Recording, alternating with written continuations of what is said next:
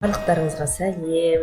Егер де сізде мектеп оқулықтарын қайдан алуға болады деп ойласаңыз, таба алмасаңыз, сізге электронды оқулықтарды қайдан алуға болады мен сіздерге осы видеода көрсететін боламын. Ол үшін сізге Google-ға кіруіңіз қажет болады. Телефоннан немесе осылай неден кірсеңіз болады, компьютер арқылы кірсеңіз болады.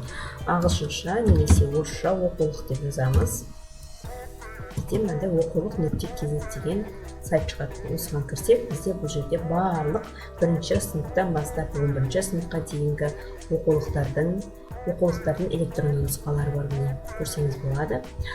Бұл жерде қандай сабақ екенін пән атаулары жазылған, немесе сынып бойынша тапсаңыз болады. Мысалы, бірінші сыныпқа келіп болса, осылай кіресіз бірінші сыныпқа.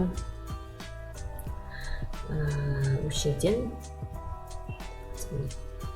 барлық бірінші сыныптың қазақша, орысша мектептегі кітаптардың электронды нұсқалары бар. Мысалға, сізге осы жаратылыстануға немесе мысалға ана тіліне кіру керек болады. KZ деген қазақша. Осыны басасыз үстінен. Сол кезде сізде міне читать онлайн деп тұр. Читать онлайн деп онлайн оқысаңыз болады, немесе скачать PDF деп өзіңізге компьютеріңізге жүктеп алсаңыз болады, немесе расширениктері де бар. Үй жұмыстарының берген жұмыстарының кейбір тапсырмаларының шешімдері осы жерде бар. Барлық кітаптарды да осылай қарасаңыз болады. Егер де осы ақпарат ұнаған болса, лайк басып, каналыма тіркеліп кетіңіздер, достарыңызбен бөлісіңіздер. Мінекей читать онлайн деп учебник деп бассақ, бізде кітабымыз ашылады. Мен сізге көрсетіп өтейін. Міне барлық беті ашылады. Жүктеліп жатыр бізге.